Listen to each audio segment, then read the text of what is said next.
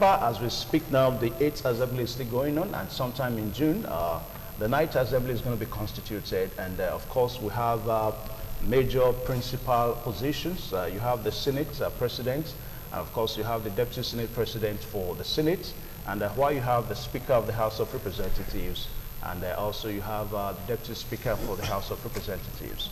You have the Minority Leader, you have the Majority Leader on both chambers, and at the committee levels, you have chairmen of various committee levels and all that. Now, all these are positions, you know, in quotes that some of our politicians have actually said that they are very, very juicy.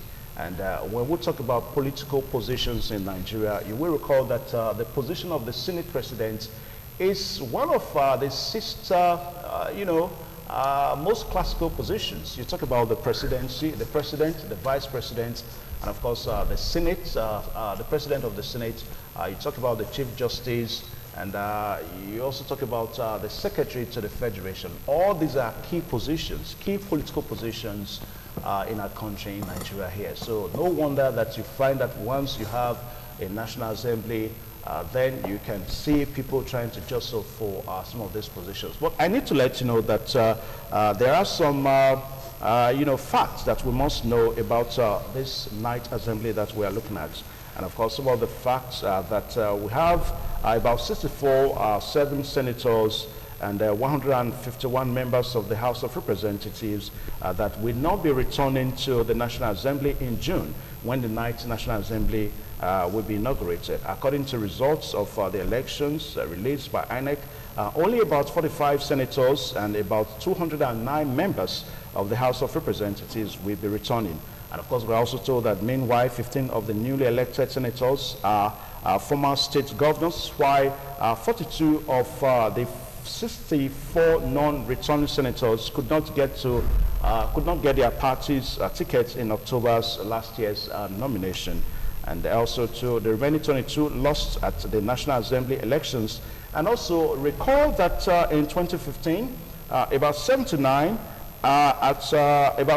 senators could not return to the Senate, but this time 64 is an improvement. So that's just the way that is going to look like. And also some fact that you should also know about the House of Representatives, that's at the time that this night assembly is going to be constituted, is that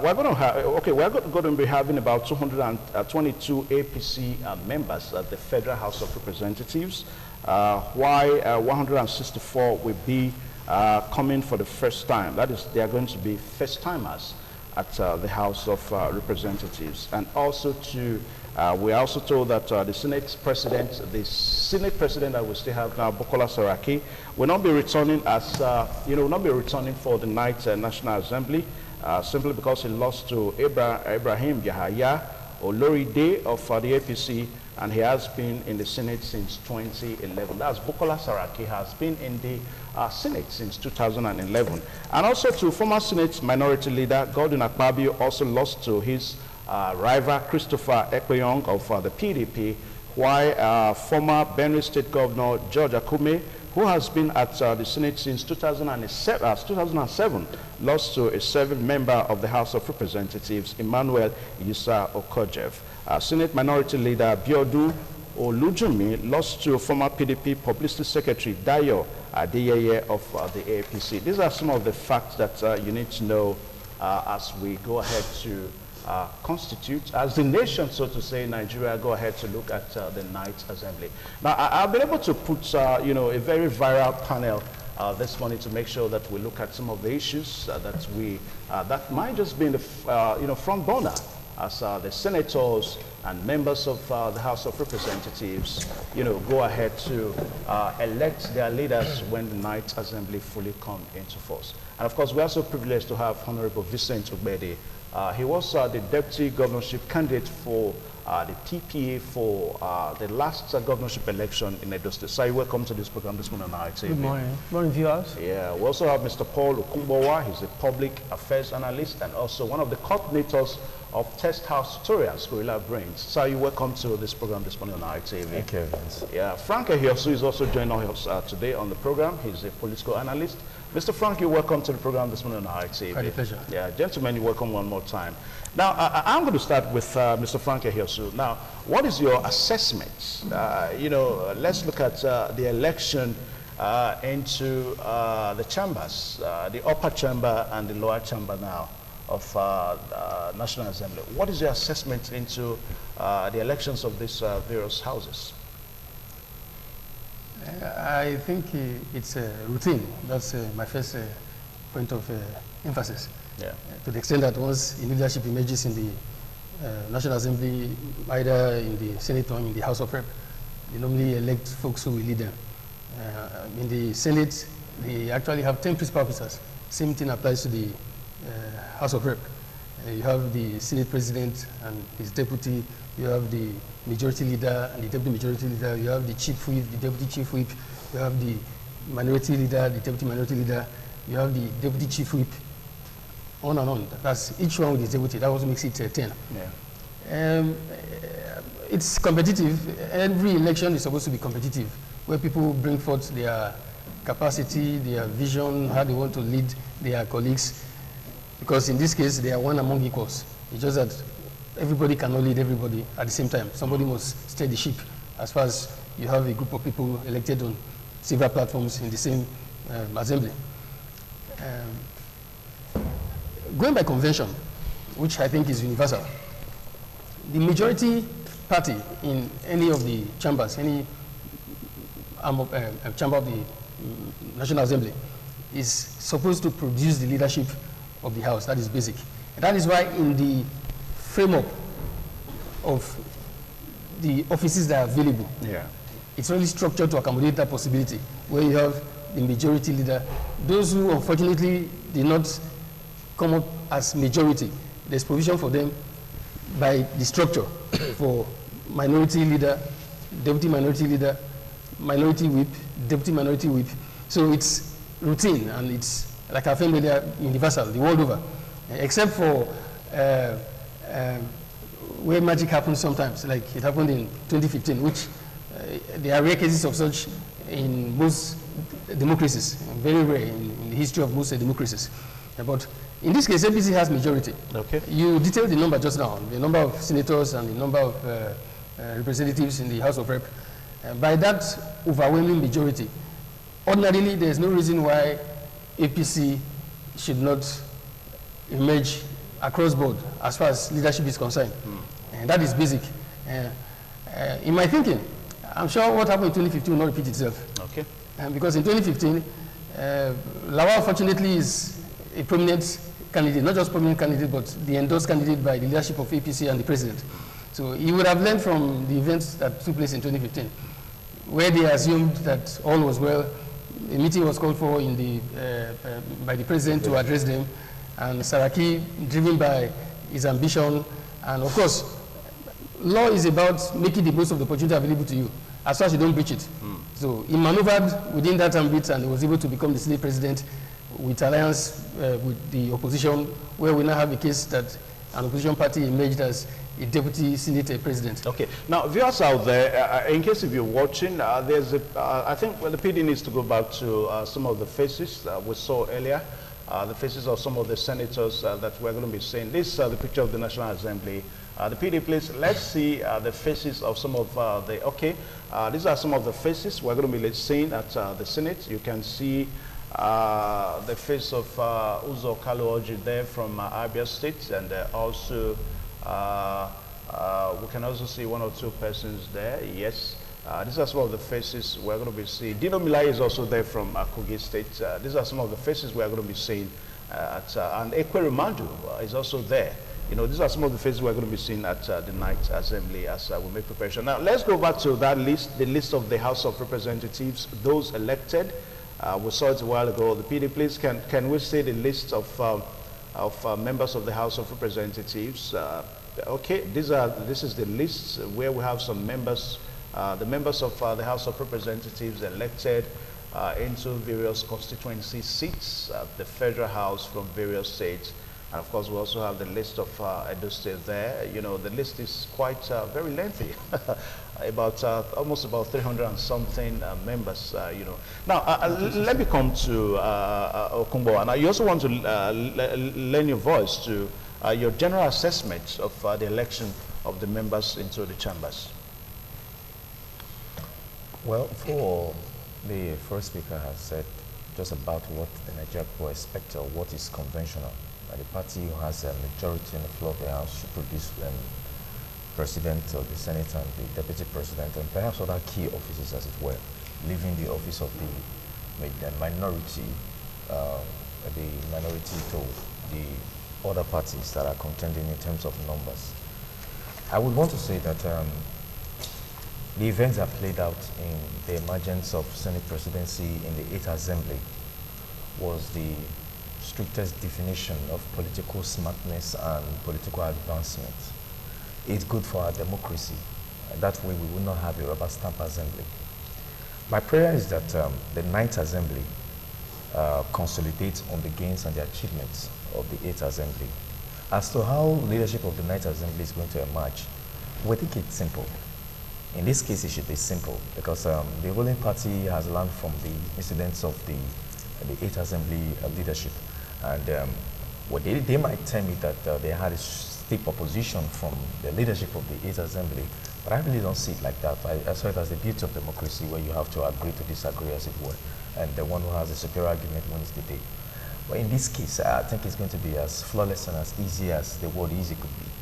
I think the endorsed candidate by the president and the endorsed candidate by the APC national chairman, the person of Adam Shumale, would emerge undoubtedly. Why do you think so? Well, the reason is because it's often said that once bitten, twice shy.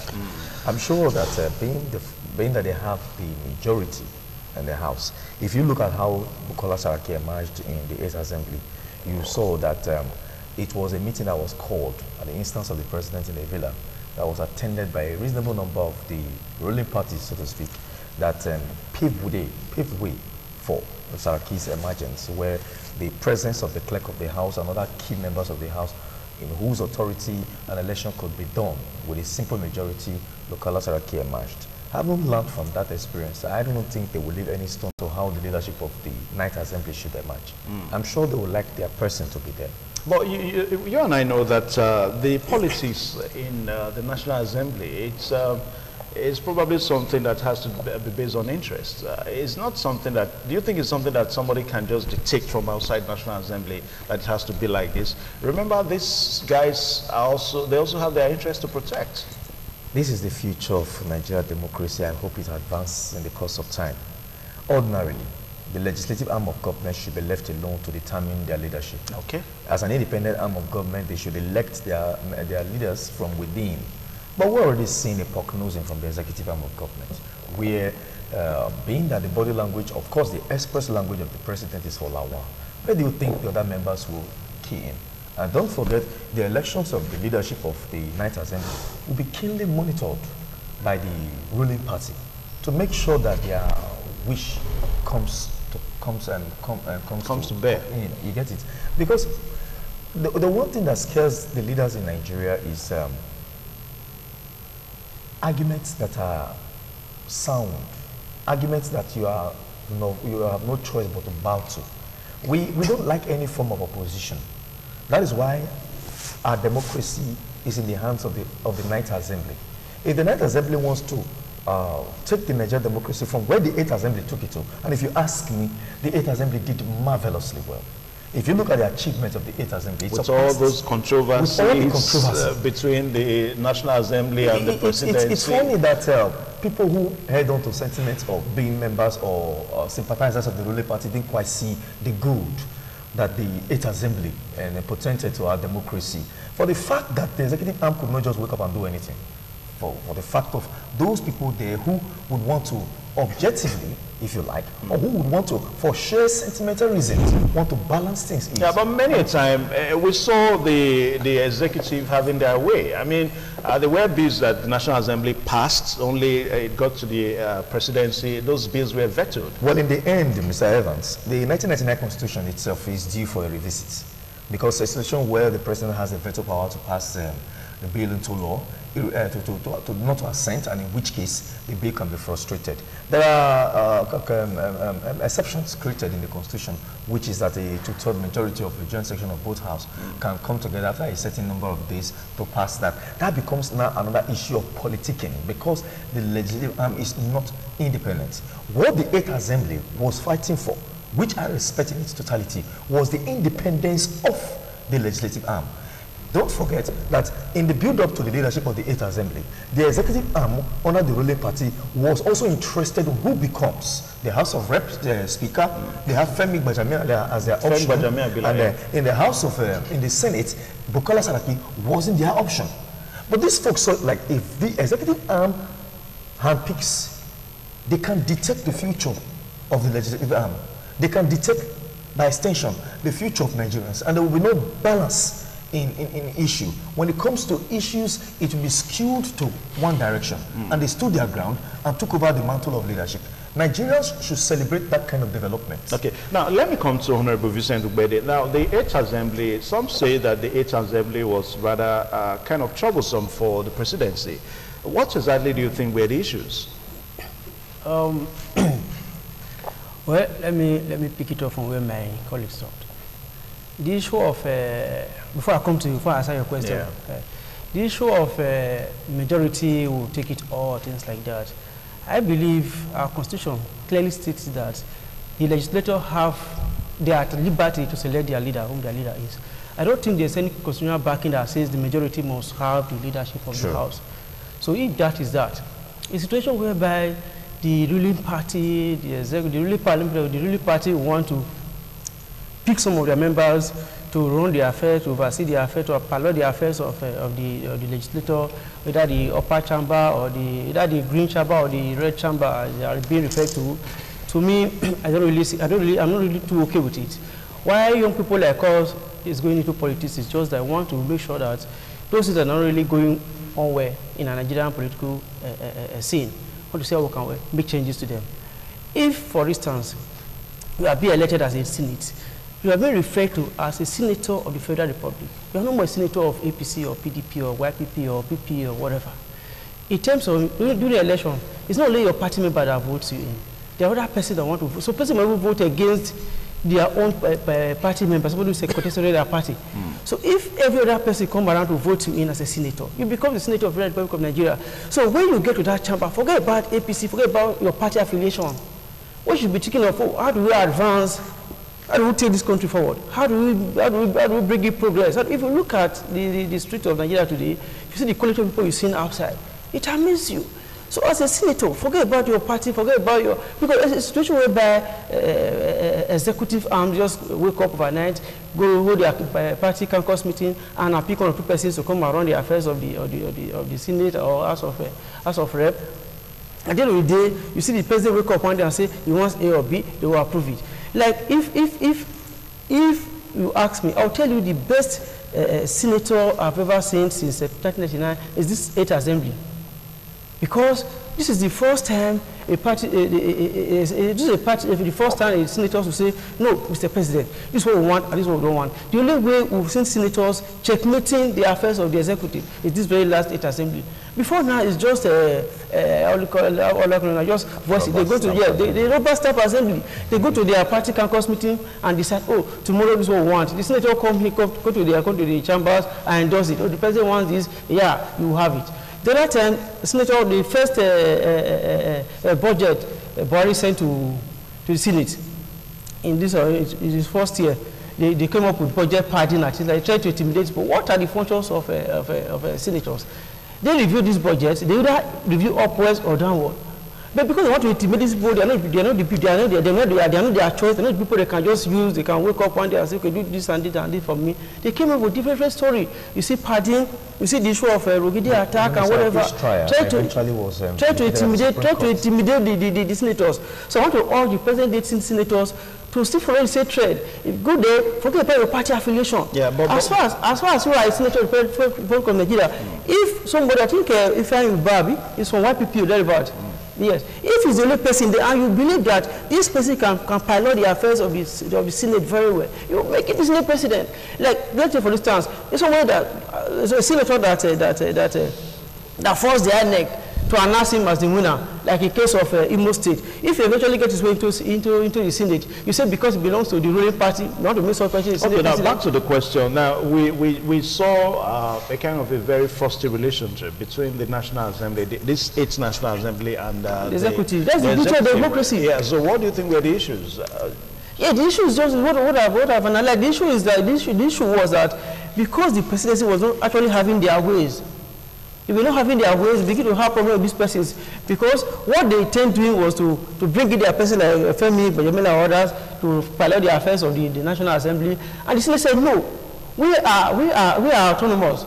We need to elect our own leader ourselves. You are the executive. Take off your ministers and whatever. That belongs to you. Okay. While we, the senators, we need to elect our leaders as well, so that we can achieve what we want. Okay. Now, Mr. Franke here, so just like what we said earlier, that we have about 64 APC senators, and we have also about 39 PDP and 1 YPP senator. Now, for some people, they say that, I don't know whether the principle of two-thirds majority applies to how principal officers emerge in the Senate. Because if that is the case, do you think APC is going to have it that free? Because some people say that two-thirds majority means that they should be looking at 73 senators. And the way it is now, they don't have up to 73, they only have 64. So if we have principle of majority applying to how key officers emerge, it means the APC may just have some issues. No, I think there's a little mix-up.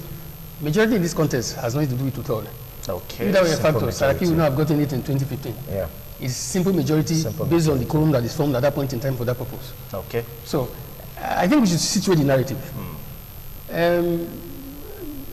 There's no doubt by the records, bills passed and maybe possibly laws made, amendments made, the 8th Assembly, some kudos to them. That is not contestable.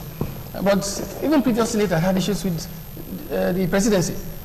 There was a president that was so powerful and yet could not succeed with the totem agenda. It was the Senate that nailed it to the coffin. So I'm not trying to undermine the prowess of the 8th Senate, but I'm just saying that from the past, from 1999 we could, there's always been that at some point in time, maybe some concurrence, but at some point some deterrence in terms of the way the legislature relates with the executive.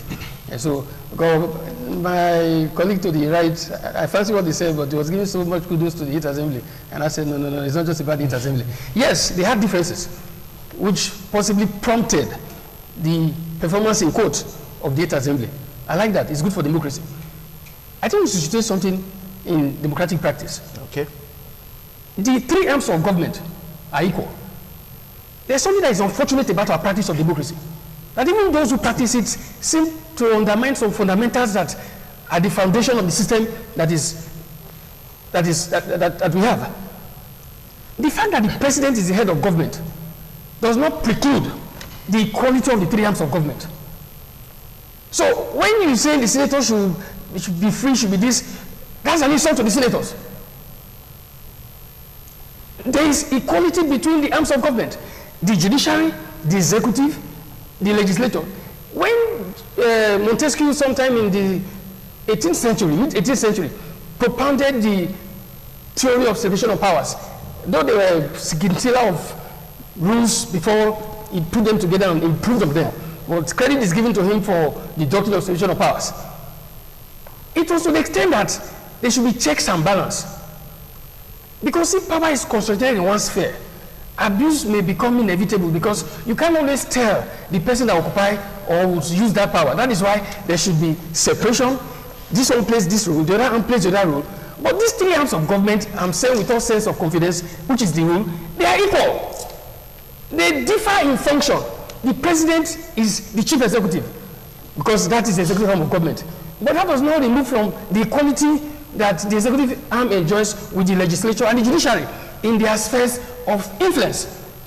So the senators, in my kind of opinion, though our practice in Nigeria is a bit by the side, The primary purpose of the legislature is centered around 3 core objectives: lawmaking, oversight, and representation. Those are the 3 fundamentals that makes for legislature the world over.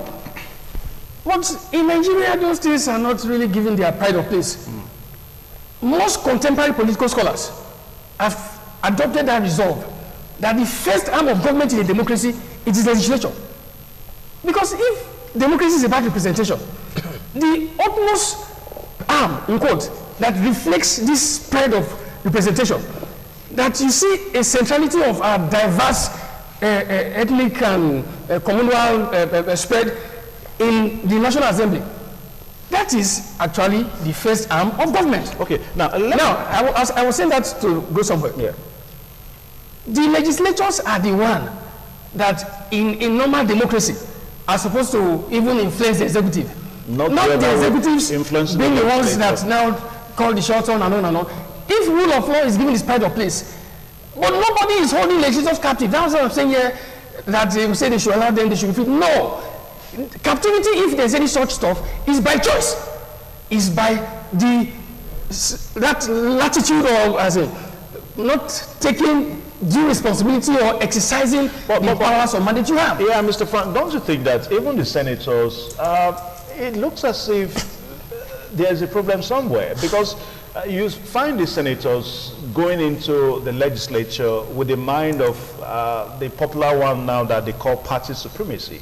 I mean, for a senator to go into the upper chamber with that mindset that, look, the party is supreme, then at the end of the day, that senator is going to do nothing but the bid of the party. And this issue of party supremacy is interesting. But supremacy is subject to the rule of law and the Constitution. What is really supreme is the Constitution, because that is the guiding norm, as in for us as a people, as a country. Most senators, I don't want to say that with confidence, but I say quite a number of senators don't go by that opinion. Even when PDP was in power, this issue of leadership of the party endorsing people and some things emerging, it didn't start today. Temba was not the choice of PDP for House of Representatives Speaker. So even when a party has a majority, within the purview of internal wranglings, those people have their own choice. They have their own independent decisions to make. That is why, even in the time of PDP, apart from the Senate, where consensus used to be the norm, between the 5th and 6th Assembly, we had the 5 Senate presidents. Between 2003 and between 1999 and 2003, we had the 3. Between 2003 and 2007, we had 2. 5 Senate presidents. But from 2007 through, David Mark enjoyed that privilege. Is the first Senate president in the history of Nigeria that presided for 8 years. It has never happened since 1960. By the records, Nnamdi Azikiwe was supposed to be the first one. Even if it's not captured in this record when they say 19th Assembly, because they counted from 1963, our republic in quotes. Between 1960 and 1963, the Queen of England was still the head of government. So we effectively became republic in 1963. So it is from that point they counted and they said, okay, this one is now the 9th Assembly. The senators, in my candid opinion, have the wherewithal to make anything happen. Lawmakers, they can turn this building to ashes, they can turn it to gold. It's a choice they should make because the law-making process has given them that mandate. So it's only when it is undermined that they now become reduced to people that... See, you know what makes me born? Law-making is the guarantee of nationhood. Before the era of nation-states, men were living like barbarians. Might was right, and nobody was safe. Because you can be strong in the morning, in the afternoon you're no longer strong. Somebody else may come and make a mess of you because he now has strength. That was why nation-states emerged. And everybody was now measured by a common standard. That is what we call rule of law. So laws are made to ensure that society is governed with uniformity, with some sense of standard. So those who have the mandate to make such laws, it is incumbent upon them. They have the powers to make this, in fact, to give life and to give death. Okay. Now, let me come to Mr. Okungbowana. Now, you see, politics is all about policies. It's all about representation, just like what Mr. Hiosu said. And you discover that for an average politician, his mindset is to try to actualize the interest of the party in power. As a matter of fact, his own party. Now, for this night assembly that we're looking at now, there's no doubt that the APC is going to be in the majority. And of course, we understand that during the electioneering campaigns, we heard about the next level campaign policy that the APC held on to tenaciously. Now, the night assembly is about to be constituted. Now, don't you think it's almost going to be a kind of a big challenge for the APC senators? Now, they have the mindset of the next level agenda, how to actualize this policy manifesto and all that. And of course, they are faced again with a scenario that, look, this is the legislature. You are supposed to be independent. Don't listen to the executive anymore. Remember, it is the executive that initiated the next level policy manifesto. Well, there was a reason Plato wasn't quite in favor of democracy. He said it leads to the manipulation of people and minds, and a situation where the ones who control the mob by the end controls the head. You can imagine those who control by the end controlling the head. That's why Plato didn't quite favor the idea of democracy. I believe our democracy is here to come of age to the point where each senator will realize that even though I've been elected on the platform of XYZ party, I am here to represent not just the interests of the party, but first of all, the interest of the downtrodden and how to build the nation in general. That's why the reason it's called an assembly is why you have every room to champion your own constituency agenda. The broad-based agenda is the nation state, in quotes. What is your contribution to that? That is why we will go back to what is the quality of people these days who aspire for political office. It goes back as far as the quality of their life when they were not known, when they hadn't indicated interest to run for that public office. Because a very spirited man, who is highly spirited to the point that he knows he's been represented, he's been elected here to represent that boy, that girl, that woman, that man that has no voice, will look beyond the sentiment of party and elaborate on issues and stand on issues. But in this case, we see almost a continued interference of the executive arm in the affairs of the legislative arm. Because the legislative arm, like Mr. Yosu put it, it's looking at, theoretically, it might be that the executive arm is seen, but the executive arm is actually the engine of every society, where if we will agree to disagree, that platform created is for is to enhance democracy, its ethics and ethos, and it's to enhance its tenets. Which platform? The executive arm? Which is, no, the legislative arm. Okay. The executive arm is not representative of the interest of the Nigeria people. It is the legislative arm that has every constituency represented. That is where the nation building actually is situated. Arguments, issues that should make this country or mar this country is in their hands. So while the 8 assemblies to wind up by June 9th of 2019, we should begin to set agendas for 2019, the night assembly. The night assembly. They should know that they have a lot to do in terms of consolidating on the values of democracy. I'm glad that we are gradually coming of age. That the era of vote buying will skew this F out of our politics. Yeah, Mr. Kubo, I understand you. What I just want us to do, I want us to, I'm kind of trying to empathize with these senators, the APC senators, that believe in the policy manifesto of the APC, the next level. Of course, they've gone, they are in the Senate now. By June 9, they will resume work. To be realistic. So how will they begin to, it's like between the devil and the deep blue sea. To be realistic, sir, this is again going back to the foundation. What is the manifesto, the objective of a political party? Before they run on the platform of that party, they might assumably concord to the objective of that party. That's what we're saying. And here we are talking about independence of the legislature. How can we now have the independence? We're still going back to the foundation. When we have senators that are going to actualize good enough. We are thankful that this is not state level where you have 24 over 24. The remaining 30-something of the opposition and the one of the very one party there should be the voice of reason. Else, the worst may happen when the executive arm of government wants to promote policies that are contra natura, that are contrary to natural justice. It might be seen by party fellows, party senators, but for the fact that we've sworn to the next level agenda, they might keep quiet.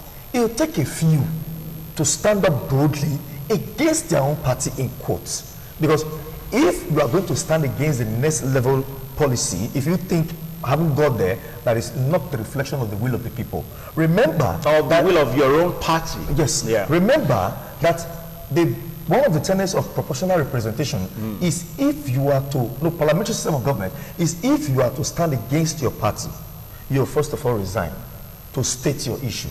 In which case, such is not provided for under the presidential system of government. So it will be you standing up as a vocal voice. How well will your voice go down to influence the other 60-something members of the same party who may, for one reason or the other, concord to a policy that the minority party are against for obvious reasons? Honorable, perhaps you also want to lead your voice to Yes, when it comes to next level party policies and whatever, if your policies are right, to me, I don't even know what that next level means. I expect the party to come up with something. I'll do this, and that, instead of saying the word next level. Of course, so we have initially it was changed. That's next level. So I don't know what next level stands for. So what I'm trying to say is that if a party has a good policy, not cattle colony or cattle ranching or whatever, have a very good policy, every other person will key into it. If you have, for instance, I just talked about being a senator of the Federal Republic. Same thing applies to the president. You're not a president of APC, you're a president of the Federal Republic of Nigeria. The same thing applies to the ministers. If, for instance, the Minister for Work say, oh, we want to build a railway that will connect the entire nation together, every other senator, every other party member, every other party, PDP, APC, or whatever the name may be, they will accept it. They will embrace it because the policy that will enhance the life of the ordinary man. It's a situation whereby because your party, because some persons are greedy or because they want to amass wealth to themselves, they come up with some shady policies, some shady project that will not really affect the life of the ordinary man, people will certainly go against it. So the issue of presidency or party majority having the leadership or things like that, I'm totally against it. If it emerges, fine. But what I'm telling the Senate is that they should do all that is possible to ensure that whoever is capable of leading the Senate should emerge as Senate leaders. Okay. So the issue of party supremacy or party manifesto or things like that, if you have anything good, if your party have any good agenda, any good plan for the country, if you go to your party caucus meeting and you discuss it, somebody bring it at the floor of the Senate and you discuss it.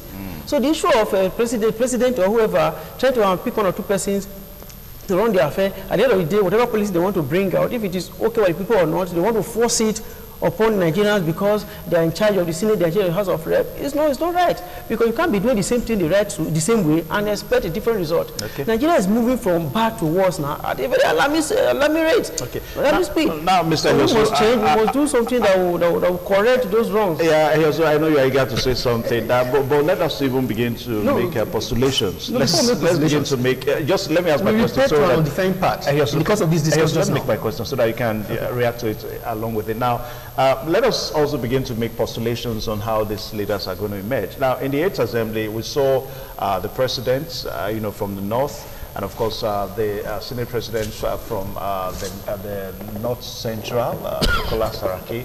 Now, for this one, where do you think the president should come from? Before I respond to that, I attempted to make a point because of the digression that, in my opinion, wasn't quite defined. Yeah. First of all, when you express empathy, I was taken aback that the senators from the APC divide. No, I'm just only I just spoke aloud. No, I'm trying to situate the empathy where it comes from. Okay. Are they complaining about their incapacity to follow the party policies? Are they crying about the fact that there's obvious impossibility in terms of bringing it to bear? So I was wondering where it comes from. And from there, hold on. From there, my two colleagues now built upon it and we're talking about next level as an unfortunate phraseology. Now, every campaign has a trust. In Jonathan said it came about transformation. Transformation was like the title of the trip. But there are sub-details that affects every sector. Now, I interjected in this slide not because I want to make any unique appeal, but I want to say boldly that however imperfect party politics is in Nigeria, and APC as it is today, possibly, because no perfect system in the world, even in America. The 2015 manifesto of the APC, on which platform Buhari came to power, I challenge anybody, since the Second Republic, there is no manifesto that is as encompassing and relevant to addressing the challenges of Nigeria as a nation state. Now, I'm not saying that compliance with it could have been 70 or 80% or 60%. I'm not giving any grade. I'm just saying that a step was taken. So, if you don't say next level, you make it seem as if next level is just a statement. There's a policy document to that effect. Secondly, the credit you are giving to the 8th Assembly. I may not be a fan of President Muhammadu Buhari. I may not be a fan. But I make bold to say that if not for Buhari's approach to, in quotes, the legislatures, in almost a just time, when the Senate President emerged without, all through from 1990 to 2007, it was only in the House of Rep that we had cases in which the party endorses somebody and somebody else's images. In the Senate, it never happened. What gave Saraki the leverage to emerge and they held that meeting? By the convention, Buhari is supposed to be part of the negotiation process. But the APC regretted that. I'm not speaking for the APC. I'm not speaking for APC either. I'm speaking as a political analyst. Buhari wrote a letter to the Senate. It was public knowledge at that time, where he said that he is not interested in whoever emerges, that is ready to work with anybody. Yeah. It was that letter that gave the legal backing in court that Saraki and Sipo could succeed with that alliance. Yeah, the question we're asking, do you think it's going to be the same thing in this night assembly? I mean, with the national chairman of the APC coming out to say that members of the APC at the Senate, at National Assembly should make sure that they occupy all the positions. No, what do you expect him to say? If he has said that he should occupy the position, will you, even in the opposition, will you not move a motion that he should be sacked as the chairman of his party? Yeah, so the question I'm asking, do you think the president will speak differently from the chairman of his party? That's the question, because in the 8th Assembly, we saw a president that wrote, even to the National Assembly, that, look, I'm not interested, choose your leader. But this time, are we expecting the same thing? See what I'd like us to do. Yeah. Expectation is secondary. What matters is that we have established the fact that emergence in leadership in the National Assembly is not a matter of constitution, it's conventional. The majority would choose who leads them. It's not stated in the Constitution. We made that point clear earlier. Yeah, but so, knowledge. Now, so where there's alliance, there's maneuvering, it's a game of numbers. If PDP aligns with some people in APC and they so choose to outnumber the other people, they have their way. It's a game of numbers. But that does not preclude the fact that a party, the chairman or the president, would not wish or support their party men to emerge, which ordinarily is the convention as leaders in the Senate. I tell you with all sense of confidence that it's not the issue of whether they are members of the party. What matters is the performance of their functions as legislators, the thrust of their emergence, lawmaking, representation, and oversight. It pains me that our system of politics in Nigeria does not prioritize such things that guarantee competence. Because right now, of utmost priority, no matter how we speak English or interpret the issues, is the zoning formula. That the president is from here, the other one is from here, the other one should be from here. From there, yeah. So that becomes a condition that is more important than any other condition. Competence, capacity, history in lawmaking, representation and oversight. We are victims in this light, but that is where we are. But I just made this statements because I saw that in the course of discussing it became centered around the next level. No, we're trying to we're just trying to think along what politicians. Because I was trying to situate the empathy you have for the senators. They are very happy, they're excited, and you are showing empathy. Yeah, but let me come to Mr. Okunbowa now. In the 8th Assembly, we saw a situation where some have described it to be a trade by barter. I mean, we saw how Bukola Saraki emerged, and at the end of the day, Ekweremadu also emerged as the Deputy Senate. Now, in this case now, how do you think the leaders will emerge? Well, I wouldn't want to say that I see a situation where there's a repeat of the way the 8th Assembly emerged. The PDP members supporting the APC members to have the president, then at the end of the day, the APC supporting the PDP to have the deputy. In an ideal situation where there is political maturity, the quality of the person should matter to members of the newly elected National Assembly. Given the fact that now that the APC doesn't need the PDP now to emerge, by reason of simple majority, they will become president. Okay. they'll have the house to themselves. The question that should arise, therefore, is what is the quality of these persons? Are these people who have the interest of Nigeria at heart, or they have a regional interest at heart? Are these people persons who have sectorial interests, one interest or the other, or they are interested in the question of the Nigeria state? I always like to defer to the 8th Assembly, even though Mr. Yosu believes that we're giving them too much accolades. Yes, but historically from 1999 up till today, the only assembly that has come close to the achievement of the 8th Assembly is the 7th Assembly, with 128 bills to their credit. The 5th Assembly had 129. The 6th Assembly had 72 bills to their credit. Irrespective of the fracas in terms of leadership, tussle between the executive and the legislative, that was obviously there in the 8th Assembly. The 8th Assembly has been able to break records and set grounds for the 9th Assembly, given the fact that they have 213 bills to their credit and 138 petitions entertained from the public and cleared in the interest of the public. All right, so by your own rating now or ranking now, where do you think the Senate presidents of the 9th Assembly should emerge from? Where's Lawa from? Wherever Lawa is from, may I answer your question? Because in this case, I see the APC elected senators doing the bidding of the party and that of the president. So other than that, we'll just wait to see what happens. What about the Deputy Senate President? Well, the idea of zoning, which you mentioned, which is a problem we have in this country, where competence and quality does not matter, but where you're from, is also going to determine, also going to play out in this case. If the Senate President emerges from the northeast, the whole of the north central and the northwest will be skewed off from the formula of who will produce, of the region that should produce the deputy.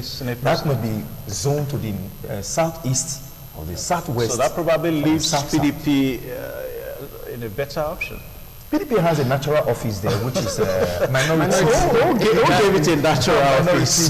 No, according to the Constitution, their natural office in the 9th Assembly would be minority leader and minority whip. Okay. Any other thing that comes may come to them by reason of the chairmanship, the committee sharing of the House. But for those who are the executive of the House, I do not see the PDP in the lights in the whole thing at all, not giving the interest of the executive. Even in the Deputy Senate? No, it's not going to happen. No, the issue is that they will not contest. Have you heard any candidate that is going for it? You go when you have prospect.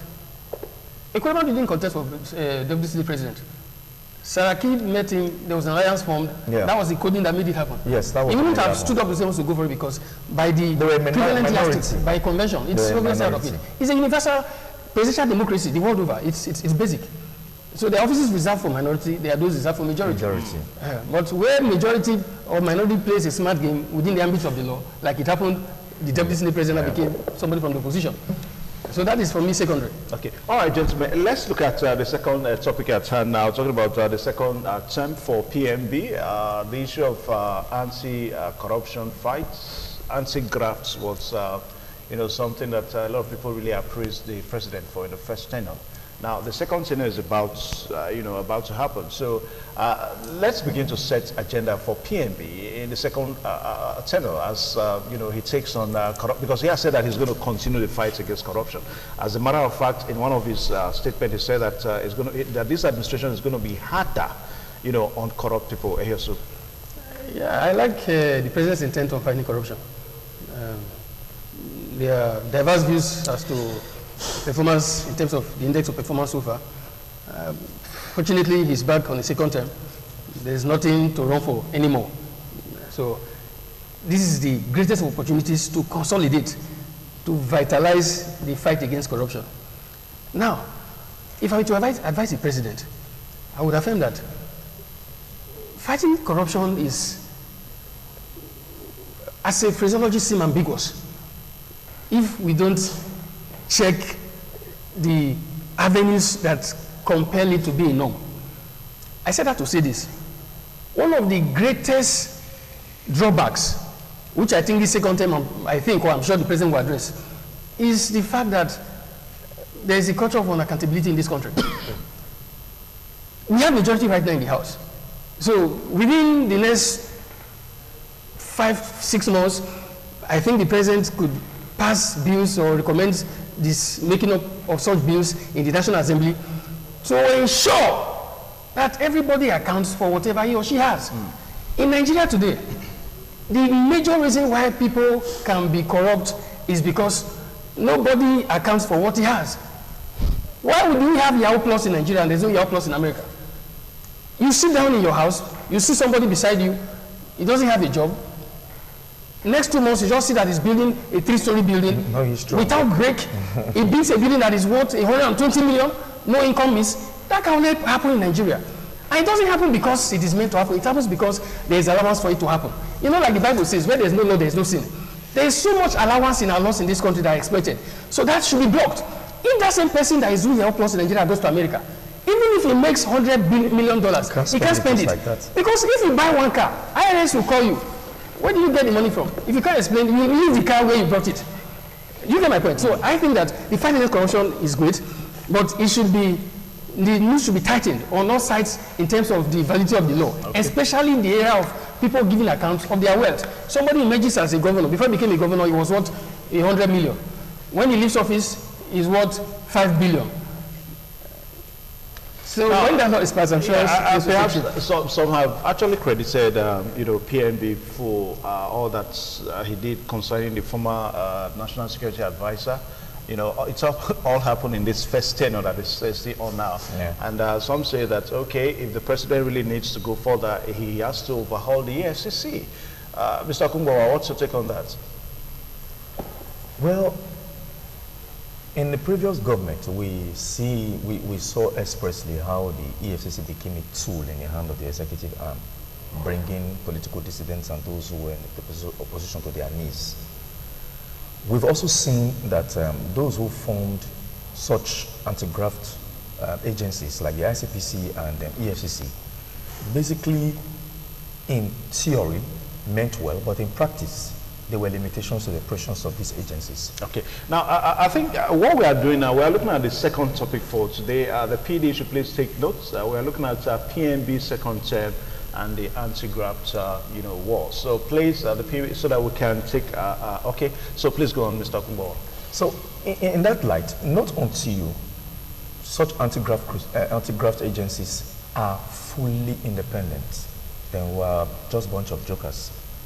Now, looking at the Buhari administration, for example, when Buhari came on board in 2015, there was fear in the minds of Nigerian politicians. That was good for Nigeria states. Where I also like the idea that if you look at the number of persons that have been arrested by the EFCC, questioned, whether convicted or not, but for the fact that the EFCC had the audacity and the temerity to question us down as civil servants. It brought fears to the minds of Nigerians. Okay. It made some persons at some quarters to become careful. It made stealing to become clinical, not so overt and abusive as it were. That is to say that is the anti-graft crusade, the government of the day still have more to do in that regard. Okay. Now, Honorable Gbede, because of time now, what do you think PNB should do in order to heighten the anti-graft crusade? The issue of corruption in Nigeria, to me, I see it as a huge joke. Because certainly the man have gotten the second term. So the fight against corruption might drop. But let me not said so. That's my opinion. Okay. Because you are going to second term. When you talk about corruption, how do we fight corruption?